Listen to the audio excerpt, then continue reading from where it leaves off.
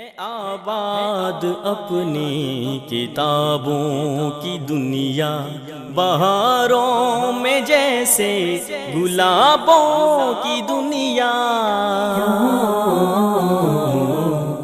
بسم اللہ الرحمن الرحیم۔ السلام علیکم ورحمۃ اللہ وبرکاتہ۔ ناظرین، آپ دیکھ رہے ہیں پروگرام کتابوں کی دنیا۔ جناب رانا محمد شفیق خان پسروری صاحب کے ساتھ میں ہوں بابر فاروق رحیمی۔ ہم اپنے اس پروگرام میں مختلف کتب، ان کے مصنفین اور شائع کرنے والے اداروں کا تعارف آپ تک پہنچاتے ہیں۔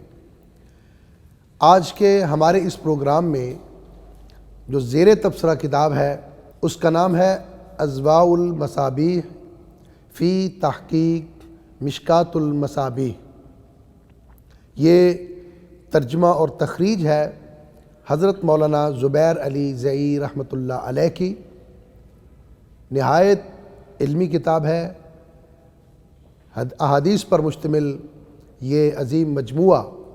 اس کتاب کے اندر کیا ہے اور اس کے مصنف کون ہیں، مکمل تبصرہ فرمائیں گے جناب رانا محمد شفیق خان پسروری صاحب۔ جی رانا صاحب۔ شکریہ ڈاکٹر صاحب۔ مشکات المصابیح ایک معروف کتاب ہے جی اور بالخصوص ہمارے بر صغیر میں ایک دور تک اس کو حدیث کے ماخذ کے طور پر رکھا گیا تھا اور اس کے اوپر بہت زیادہ شروح لکھی گئیں، عربی میں بھی، فارسی میں بھی، جی اردو تراجم ہوئے اس کے، اور یہ کتاب ہمارے مدارس میں آخری کتاب سمجھی جاتی تھی۔ صحیح۔ حالانکہ یہ بذات خود کوئی کتاب نہیں بلکہ مختلف کتابوں سے اخذ کردہ احادیث کا ایک مجموعہ ہے۔ اچھا جی۔ بر صغیر پاک و ہند کے اندر مشکات المصابیح کو ایک حوالے کے طور پر بیان کیا جاتا تھا۔ ہاں جی۔ شاہ ولی اللہ رحمۃ اللہ علیہ نے جب حدیث کے علوم شروع کیے تو ان کے نزدیک بھی زیادہ پسندیدہ کتاب جو تھی وہ موطا تھی۔ اس سے پہلے تک موطا بہرحال امام مالک، مشکات المصابیح جو ہے جی اسی کی اہمیت تھی۔ چنانچہ ہم دیکھتے ہیں کہ نواب قطب الدین کی مظاہر الحق ہو جو اردو کے اندر شرح ہے، یا شیخ عبدالحق محدث دہلوی رحمۃ اللہ علیہ کی اشعۃ اللمعات ہے، مشکات کی شرح ہے۔ جی۔ اسی طرح ایک پہلے عربی کے اندر ایک بہت بڑے محدث گزرے ہیں تیبی، انہوں نے 12 جلدوں کے اندر اس کی شرح لکھی تھی۔ اور اس کے بعد بر صغیر کے اندر جو معروف ہوئیں مشکات کی شروع، ایک ملا علی قاری حنفی رحمۃ اللہ علیہ کی تھی مرقات، جی شرح مشکات 12 جلدوں کے اندر تھی۔ یا مولانا عبید اللہ رحمانی جو اہل حدیث کے بہت بڑے عالم تھے، ان کی کتاب مرآت، لیکن وہ 7 جلدیں لکھ سکے تھے، مکمل نہیں کر سکے تھے۔ مولانا زبیر علی زئی نے مشکات کی یہ شرح شروع کی تھی، یہ اس کی پہلی جلد ہے جو مشکات کی کتاب الایمان اور کتاب العلم پر مشتمل ہے۔ صحیح۔ وہ بھی مکمل نہیں کر پائے۔ جی۔ مشکات المصابیح جو ہے یہ در حقیقت 2 مختلف اماموں کا حدیث کے ساتھ تعلق یا حدیث کے ساتھ محبت جو ہے اس پر مشتمل ہے۔ پہلی کتاب تھی المصابیح، صحیح۔ اور اس کے بعد جو کتاب آئی وہ تھی مشکات المصابیح۔ پہلی کتاب جو ہے وہ 6 صدی ہجری کے بہت بڑے امام تھے جن کی کتاب شرح السنہ بڑی مشہور ہے، امام بغوی رحمۃ اللہ علیہ۔ انہوں نے المصابیح کے نام پر احادیث کا ایک مجموعہ مرتب کیا تھا، جی۔ لیکن وہ سند کے ساتھ نہیں تھا اور نہ ہی یہ پتہ چلتا تھا کہ کس کی روایت ہے یا کن کتابوں سے اخذ کی گئی ہے۔ صحیح۔ محبت کے ساتھ جس انداز میں ہوتا ہے کہ مختلف احادیث جو ہیں وہ جمع کر دی تھی۔ تو اس کے بعد علامہ خطیب تبریزی رحمۃ اللہ علیہ نے جو 7ویں صدی ہجری کے ہیں، انہوں نے اس کتاب کے اوپر کام کیا، تحقیق کی، تخریج کی اس وقت کے امام بغوی کی کتاب پر، امام بغوی رحمۃ اللہ علیہ کی المصابیح. جی اور آپ جانتے ہیں کہ مصباح کہا جاتا ہے چراغ کو، مصابیح جمع ہے.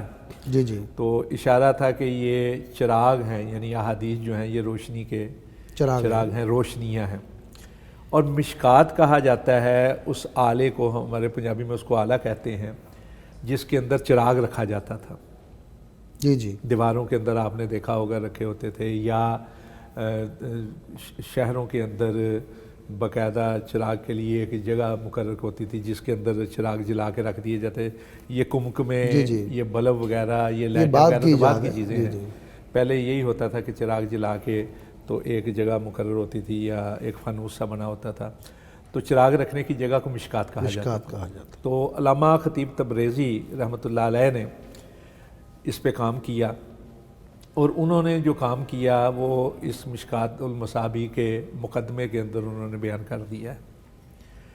انہوں نے کیا کیا کہ ایک تو احادیث جن کتابوں سے اخذ کی گئی تھیں، جی جی ان کتابوں کی تخریج کر دی، بتا دیا کہ یہ حدیث فلاں کتاب سے لی گئی ہے، یہ فلاں سے لی گئی ہے، یہ فلاں سے لی گئی ہے.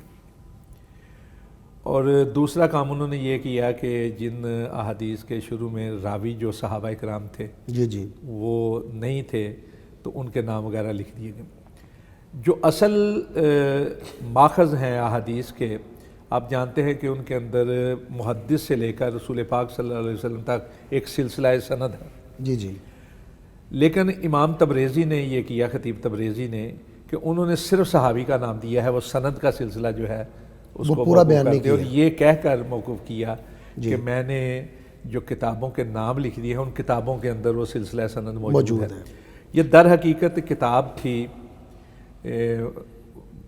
عام واعظین کے لیے، عام لوگوں کے لیے، کہ وہ حدیث سے اپنی زندگی کو منور کر سکیں، صحیح، اور اس سے روشنی جو ہے وہ اخذ کر سکیں، روشنی پھیلے زیادہ سے زیادہ. مشکات المصابیح کے اندر، مشکات کے اندر ایک الگ انداز اختیار کیا گیا ہے ماخذ کتابوں سے ہٹ کر. اچھا، اس کے اندر 3 فصلیں بیان کی گئی ہیں. کسی بھی ایک کتاب کے، کتاب مرتب کی ہے کوئی، مثلا کتاب الایمان ہے، یا کتاب العلم ہے، یا کتاب الصلاۃ ہے، یا کتاب الاذان ہے، تو فصلیں، پہلی فصل، دوسری فصل، تیسری فصل. پہلی فصل کے اندر یہ زیادہ تر احادیث لائے ہیں بخاری اور مسلم کی، جو دونوں کی متفق علیہ ہے، یا دونوں میں سے کسی ایک نے روایت کی. ٹھیک ہے، پہلے متفق صحیح ہے میں سے جو بھی روایت ہے، پھر امام بخاری کی، پھر اور مقدمے کے اندر انہوں نے کہا ہے کہ بعض ایسی تھی جو میں نے براہ راست بخاری اور مسلم سے نہیں پڑھی، لیکن جن لوگوں نے بخاری اور مسلم پر کام کیا ہے ان پر اعتماد کرتے ہوئے میں نے ان کو بیان کر دیا ہے. آپ جانتے ہیں کہ بخاری اور مسلم کی جو متفق علیہ کتابیں ہیں ان کے اوپر بھی باقاعدہ کتابیں لکھی گئی ہیں. جی، بہت زیادہ شروعات بھی اس پر لکھی گئی ہیں. جی، اور حدیث کی جو کتابیں ہیں وہ مختلف انداز میں ہیں. پہلے ہیں ایسی کتابیں جن کے مرتبین نے کہا ہے کہ یہ صحیح احادیث پر مشتمل ہے. بخاری ہے سب سے پہلے، پھر صحیح مسلم ہے، پھر اس کے بعد صحیح ابن حبان ہے، صحیح ابن حبان کے علاوہ صحیح ابی عوانہ ہے، صحیح ابن خزیمہ ہے، صحیح ابن خزیمہ ہے، جی جی، یا مستدرک حاکم کا ایک بڑا حصہ جو ہے وہ صحیح احادیث پر مشتمل ہے. تو صحیح المختارہ ہے. اس کے علاوہ جو کتابیں ہیں وہ سنن کہلاتی ہیں. ہمارے صحاح جنہیں کہا جاتا ہے 6 صحیح، ان کے اندر بھی 2 کتابیں ہیں جن کا نام صحیح کے ساتھ ہے، باقی سنن کہا جاتا ہے. جی جی، سنن ابی داؤد ہے، سنن ترمذی ہے، ابن ماجہ ہے، سنن ابن ماجہ ہے، سنن نسائی ہے. جی، یا ابن ماجہ کی جگہ بعض لوگ جو ہیں موطا کو شمار کرتے ہیں، خصوصاً شاہ ولی اللہ رحمۃ اللہ علیہ جو ہے. تو مشکات کے اندر ان کو بھی بیان کیا ہے، مسند احمد جو ہے اس کو بھی بیان کیا ہے. اس طرح اور جو کتابیں ہیں احادیث کی ان سے اخذ کی. تو پہلی فصل کے اندر تو وہ ہیں جو صحیح ہیں، صحیح بخاری سے، صحیح مسلم کی متفق علیہ یا صحیح بخاری، اور اس کے بعد سنن کی وہ جو صحیح سمجھی جائیں. اور تیسری فصل جو ہے اس کے اندر کتابیں جو ہیں جو انہوں نے اخذ کی ہیں ان میں سے روایتیں تو بیان ہیں لیکن ان کی صحت جو ہے وہ ثابت نہیں، یا مشہور یا مشکوک ہے، یا صحت جن کے اوپر کلام ہے سند کے لحاظ سے یا متن کے لحاظ سے. تو یہ 3 فصلیں ہیں. اور ان کے اوپر جو کام کیا یعنی گیا 3 درجات میں انہوں نے امام صاحب نے اس کو تقسیم کر دیا. تقسیم کیا ہے. تو امام جو تھے امام بغوی رحمۃ اللہ علیہ انہوں نے جو مصابیح لکھی اس کے اندر تو ساری تو اور خطیب تبریزی رحمۃ اللہ علیہ نے ان فصول کو ویسے ہی رکھا اور انہوں نے کہا کہ بعض ایسی ہیں جن کا میں نے حکم وہی رہنے دیا ہے جو امام بغوی نے کیا ہے اور بعض کے اوپر میں نے کلام کیا ہے. اسی طرح بعض روایات کے اندر الفاظ مختلف ہیں. اچھا جی. تو کہتے ہیں کہ میں نے یہ کوشش کی ہے کہ میں بتا دوں جہاں ضروری سمجھا کہ بتاؤں کہ یہ الفاظ جو ہے کس کتاب کے ہیں, کہاں سے لیے گئے. مثلا بعض ایسی روایات ہیں جی جی جو بخاری اور مسلم میں تو موجود ہیں لیکن الفاظ مختلف ہیں, تو یہ بتانے کی کوشش کی ہے کہ یہ الفاظ بخاری کے ہیں, یہ الفاظ مسلم کے ہیں, یا بعد میں جو سنن کی کتابیں ہیں ان کے الفاظ جو ہیں ان کو بیان کر دیا ہے تاکہ پڑھنے والا قاری جو ہے وہ وضاحت ہو سکے. ہمارے ہاں بر صغیر کے اندر آپ دیکھیں جو ہمارے علماء اہل حدیث ہیں جی یعنی عموماً یہ سمجھا جاتا ہے کہ دوسرے جو لوگ ہیں غیر اہل حدیث ان کا تعلق فقہ کے ساتھ ہے, حدیث کے ساتھ کم ہے, لیکن جو اہل حدیث ہیں انہوں نے بھی اپنے فتاوے کے اندر یا اپنے مضامین کے اندر یا اپنی کتابوں کے اندر مشکات کا حوالہ دیا ہے.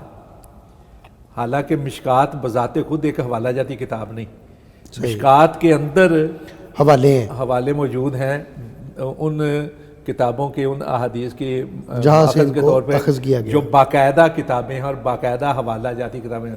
مثلا صحیح بخاری ہے, جی جی, صحیح مسلم ہے, صحیح ابن حبان ہے, صحیح ابن خزیمہ ہے, صحیح صحاح میں سے یا سنن میں سے اوانہ ہے, یا سنن ابو داؤد ہے, سنن ترمذی ہے, سنن نسائی ہے, یا مسند احمد ہے, یا اسی طرح دارقطنی ہے, دارمی ہے, یہ روایتیں تو وہ اصل میں ماخذ ہیں. تو ان کا حوالہ دے کر اس کے اندر, لیکن ہمارے علماء اہل حدیث جو سابقین ہوئے ہیں بزرگ ہمارے اسلاف خصوصاً بر صغیر سے تعلق رکھنے والے, انہوں نے اپنے فتاوے کے اندر, اپنی کتب کے اندر, اپنے مضامین کے اندر مشکات کو کوڈ کیا ہے. اس کا مطلب یہ ہے کہ مشکات ان کے نزدیک ایک اہم کتاب تھی اور حوالہ جاتی کتاب تھی اور اس کی بڑی اہمیت تھی اور اس کو باقاعدہ نصاب کے اندر شامل کیا گیا تھا. آج بھی نصاب, آج بھی کتابوں ہمارے جو پہلی کلاسیں ہوتی ہیں پہلے بلوغ المرام پڑھائی جاتی ہے اور بعض جگہ پہ بلوغ المرام کی جگہ عمدۃ الاحکام آ گئی ہے, جی جی, لیکن اس کے بعد مشکات پڑھائی جاتی ہے. اور مشکات کے اندر جب آدمی پڑھتا ہے تو کئی ہمارے جو طالب علم ہوتے ہیں وہ جب مشکات پڑھتے ہیں تو سمجھتے ہیں ہم نے بڑا علم حاصل کر لیا. ایسے ہی تو اکثر طالب علم جو ہیں وہ جب تقریریں وغیرہ شروع کرتے ہیں, خطبات شروع کرتے ہیں یا واعظ وغیرہ شروع کرتے ہیں مشکات کے بعد, تو وہ اکثر اکھڑ جاتے ہیں مدرسے کی تعلیم سے. وہ سمجھتے ہیں کہ میرے لیے یہ کافی ہے. وہ سمجھتے ہیں کہ میرے پاس بہت زیادہ علم ہے. یہاں میں ایک چھوٹا سا ایک لطیفہ بھی لطیفہ سنیں گے.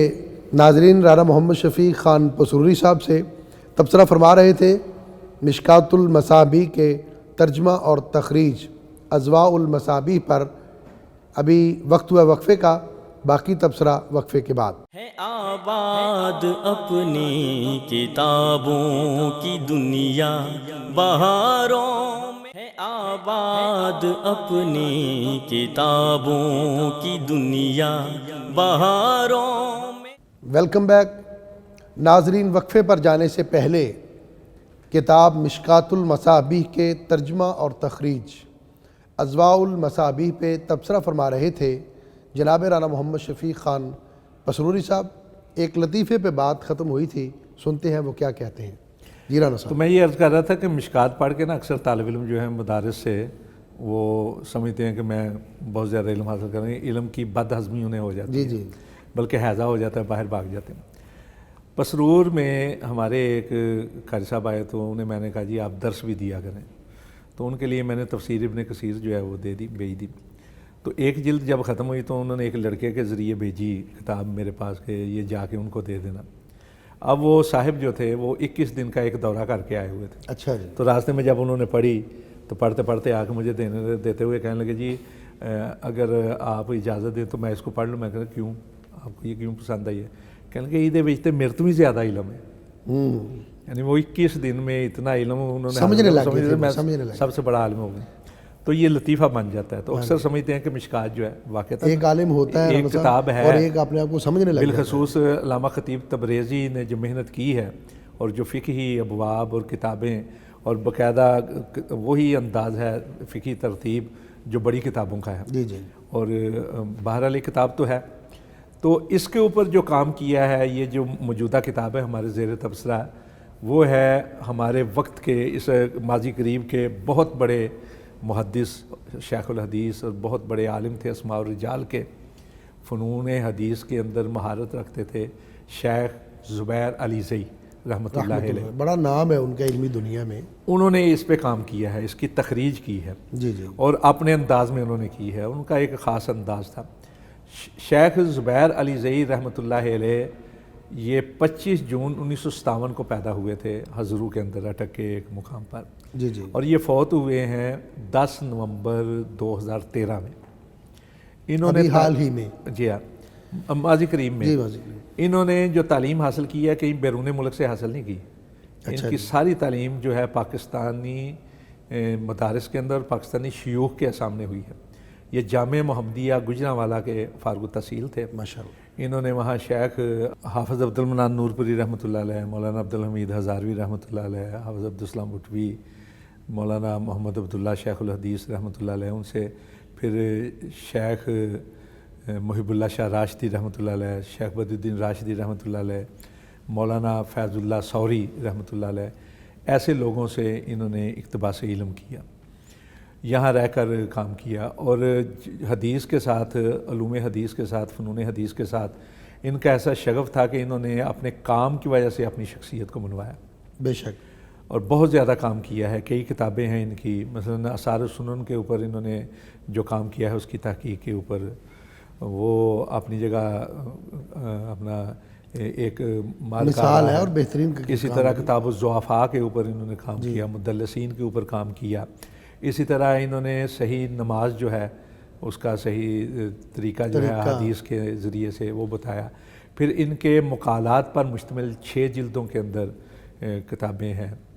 ان کے فتاوے کے اوپر مشتمل کئی جلدوں کے اندر فتاوہ موجود ہے. کئی کتابیں انہوں نے لکھی ہیں، بہت زیادہ کام کیا. اسماء الرجال کے حوالے سے، ان جرح و تعدیل کے حوالے سے، جو وجوہ ضعف ہیں ان کے حوالے سے بہت زیادہ کام کیا ہے انہوں نے. رانا صاحب، میں یہ پوچھنا چاہتا تھا کہ مشکات المصابیح پر بہت زیادہ شروع لکھی گئی کئی کتابیں ہیں، ان کے اندر اور یہ مولانا زبیر علی زئی رحمۃ اللہ علیہ کی کتاب میں کیا فرق ہے؟ یہ آپ نے بہت اچھا سوال کیا. اصل میں ہوا یہ کہ جس طرح میں نے عرض کیا نا کہ ایک اہمیت کی حامل کتاب ہے مشکات المصابیح. جی جی. اس کے اوپر عربی میں تو شروع لکھی گئی. ہاں جی. جیسے طیبی کی اپنا میں نے عرض کیا ہے کہ 12 جلدوں کے اندر ہے، یا 11 جلدوں کے اندر ملا علی قاری حنفی رحمۃ اللہ علیہ کی مرقات ہے. اسی طرح میرات المفاتیح جو مولانا عبید اللہ رحمانی مبارک پوری رحمۃ اللہ علیہ کی ہے، وہ بھی عربی میں ہے. اچھا. اردو کے اندر ترجمے تو موجود تھے. صحیح. مثلا فوائد غزنویہ کے نام سے ہمارے غزنوی علماء جو ہے انہوں نے مختصر سا حاشیہ لکھا. اسی طرح مولانا اسماعیل سلفی رحمۃ اللہ علیہ کا بھی ترجمہ اور حاشیہ موجود ہے. لیکن باقاعدہ شرح مشکات المصابیح کے حوالے سے اردو میں موجود نہیں تھی. صحیح. ایک تو انہوں نے یہ کام کیا. دوسرا انہوں نے سب سے اہم جو کام کیا ہے وہ یہ کیا ہے جو اس کی احادیث صحیح احادیث ہیں، صحیح لگا رہی ہے یا صحیح لذات ہی پہلے نمبر پہ ہے، صحیح لگا رہی، اس کے اوپر انہوں نے کام کیا اور اس کی وجوہ جو ہیں بیان کی بڑی تفصیل کے ساتھ. اس میں بخاری مسلم کے اندر تو جو حدیث کی احادیث ہیں ان کے اوپر تو کلام ہو ہی نہیں سکتا. جی جی. اور ساتھ ہی جو ضعیف ہیں ان کے ضعف کو بھی بیان کیا، ان کی وجوہ کو، ضعف کی وجوہ کو بیان کیا ہے. اسی طرح بعض چونکہ مشکات کے اندر صرف صحابہ کرام ہیں، سند کا سلسلہ نہیں، لیکن انہوں نے اصل کتاب سے موازنہ کر کے یا مقابلہ کر کے اصل کتاب میں جو سند تھی اس سند کے حوالے سے اس کے اوپر تنقید کی ہے، کلام کیا ہے، اس کے جو راوی ہیں ان کے حوالے سے کیا ہے، متن کے حوالے سے کیا ہے. اور دوسرا انہوں نے جو سب سے اہم کام کیا وہ یہ ہے کہ اگر کوئی ضعیف روایت موجود ہے تو اس کے حوالے سے شواہد کے اندر یا اطراف کے حوالے سے اگر کوئی صحیح متن مل گیا ہے کہیں یا کسی اور کتاب سے صحیح روایت مل گئی ہے تو اس کو بھی بیان کر دیا. یہ کام جو ہے تھا بڑا اہم تھا. اردو کے اندر ایسا کام آپ کو کہیں دکھائی نہیں دے گا. لیکن یہ کتاب کی ہمارے جو زیر تبصرہ کتاب ہے وہ پہلی جلد ہے اچھا جی، ازوال مصابی کی، جو کتاب الایمان اور کتاب العلم علم پر مشتمل ہے۔ یہ در حقیقت انہوں نے کام شروع کیا تھا مشکات کی احادیث پر۔ ان کا ایک رسالہ نکلتا ہے الحدیث کے نام سے نکلتا تھا، تو اس کے اندر انہوں نے مشکات المصابیح کی جو احادیث ہیں، روایات ہیں، ان کے اوپر تخریج شروع کی، کام کرنا شروع کر دیا تھا۔ جی جی، تو اس میں سے پہلی جلد جو ہے ہمارے سامنے موجود ہے۔ یہ مرتب ہوئی۔ جی جی، رانا صاحب، اس کتاب کی یہ جو پہلی جلد ہے، کتاب الایمان ہے، کتاب العلم ہے، اس میں کیا احادیث ہے یا کس طرح کی کوئی چند مثالیں ہمارے ناظرین کے لیے؟ کتاب الایمان اور کتاب العلم کے حوالے سے جو مشکات کے اندر ہیں انہی چیز کو بیان کیا، لیکن انہوں نے الگ سے بھی بعض احادیث کے اوپر عنوانات باندھ دیے ہیں۔ انہوں نے جو وضاحت کی ہے اور یہ بتایا ہے کہ میرے کام میں اور پہلے کاموں میں کیا فرق ہے، اس کے حوالے سے انہوں نے خود لکھا ہے۔ میں اگر آپ اجازت دیں تو پڑھ، بلکہ آپ پڑھ لیں تو زیادہ بہتر ہوگا۔ یہاں سے ذرا یہ پڑھیں، یہاں سے آگے۔ رانا صاحب، مولانا زبیر علی زئی رحمۃ اللہ علیہ نے خود بھی اس کتاب کی جو افادیت ہے یا دوسری کتابوں سے جو اس کا امتیاز ہے اس کو بیان کیا ہے۔ وہ لکھتے ہیں کہ یہ کتاب نسخہ ہندیہ کو بنیاد بنا کر اردو میں اس کا سلیس اور مفہوماً ترجمہ کیا گیا ہے۔ پھر اصل مصادر سے احادیث کی تخریج کی ہے، جو حوالہ انہیں ملا اس کی انہوں نے پھر اس پر صراحت بھی کر دی۔ پھر انہوں نے اس کے اندر ایک یہ بھی خوبی ہے کہ صحیحین کی تمام روایات مرفوعہ متصلہ جو صحیح ہیں، لیکن جو غیر صحیحین کی روایات ہیں، جس طرح آپ نے فرمایا کہ غیر صحیحین سے مراد بخاری اور مسلم سے ہٹ کر جو ہیں، اس پر بھی انہوں نے تحقیق کر کے صحت اور ضعف کے لحاظ سے اس پر بھی حکم جاری فرمایا۔ پھر صحیح احادیث جو صحیح لذات ہی اور حسن لذات ہی پر مشتمل ہیں، اس کا تفقہ اور فقہ الحدیث وہ بھی انہوں نے بیان کر دیا۔ پھر اسی طرح ضعیف روایات کی جو وجہ ضعف ہے وہ بھی کہتے ہیں کہ میں نے بیان کی ہے اور احادیث کے دیگر شواہد کو مد نظر رکھ کر بیان کی ہے۔ پھر مولانا زبیر علی زئی رحمۃ اللہ علیہ یہ بھی بیان فرماتے ہیں کہ اگر کسی ضعیف روایت کے متن کے مطابق کوئی صحیح یا حسن اثر مثلا قول صحابی یا قول تابعی ملا ہے تو اسے بھی انہوں نے بطور فائدہ درج کر دیا قارئین کے لیے۔ تو جرح و تعدیل میں صحت کا التزام بھی کیا ہے۔ پھر تمام کتاب کی کمپوزنگ کے بعد حت الوسع انہوں نے مراجعت کی ہے، بار بار اس پر نظر ثانی کی ہے۔ شروع اور آخر میں جو بہترین فہارس ہیں وہ درج کی ہیں، مثلا کہ فہرست موضوعات، فہرست اطراف اور فہرست رجال، تاکہ علماء، طلباء اور عام عوام جو ہے وہ اس کا فائدہ اٹھا سکیں۔ دیکھیے اپنا ڈاکٹر صاحب جی کہ امام بغوی رحمۃ اللہ علیہ جن کی وفات ہوئی ہے غالباً 516 ہجری میں، جی جی، یعنی 6 صدی ہجری میں انہوں نے ایک کتاب مرتب کی المصابی۔ 8ویں صدی ہجری میں علامہ خطیب تبریزی رحمۃ اللہ علیہ جن کی وفات غالباً ہوئی ہے 740 ہجری میں، یعنی 8ویں صدی ہجری ہوگی، اس میں آ کر اس کے اوپر انہوں نے کام کیا۔ جی، اور پھر اس کے بعد 15ویں صدی ہجری میں شیخ علی زئی زبیر علی زئی رحمۃ اللہ علیہ نے اس کے اوپر مزید کام کیا ہے اور کام جاری ہے۔ تو مقصد یہ ہے کہ لوگ دنیا سے رخصت ہو جاتے ہیں لیکن جو علمی کام ہوتا ہے وہ جاری رہتا ہے، اس کے لیے کوئی اپنا فنا نہیں ہے، وہ ہمیشہ باقی رہتا ہے۔ ناظرین، یہ کتاب اضواء المصابیح فی تحقیق مشکات المصابیح، اسے شائع کیا ہے مکتبہ اسلامیہ اردو بازار لاہور نے۔ مبارکباد کے مستحق ہیں جنہوں نے حدیث کی ایک بہترین کتاب اور بہترین ترجمہ اور بہترین اس کی کتابت اور جلد کے اندر عوام تک پہنچایا، قارئین تک پہنچایا، علمی شرح اور نہایت علمی شرح اور مستند شرح اس کو سمجھا جاتا ہے اور سمجھا جانا چاہیے۔ علمی دنیا کے اندر ایک بہت بڑا کام کیا ہے، مبارکباد کے مستحق ہیں مولانا سرور عاصم صاحب۔ آج کے ہمارے اس پروگرام کا وقت ختم ہوا۔ وہ کتابیں اور وہ مصنفین، وہ ادارے جو اپنی کتب پہ تبصرہ ہمارے اس پروگرام میں کروانا چاہیں، وہ 3 کتابوں کے نسخے پیغام ٹی وی 106 راوی روڈ لاہور کے پتے پر ارسال فرمائیں۔ انشاءاللہ ان پہ رانا محمد شفیق خان پسروڑی صاحب کا جاندار اور شاندار تبصرہ ہوگا۔ ہمارے پروگرام کا وقت ختم ہوا۔ اگلے پروگرام تک کے لیے اجازت دیجیے، اللہ حافظ۔ ہے آباد اپنی کتابوں کی دنیا، بہاروں میں جیسے گلابوں کی دنیا، ہے آباد اپنی کتابوں کی دنیا۔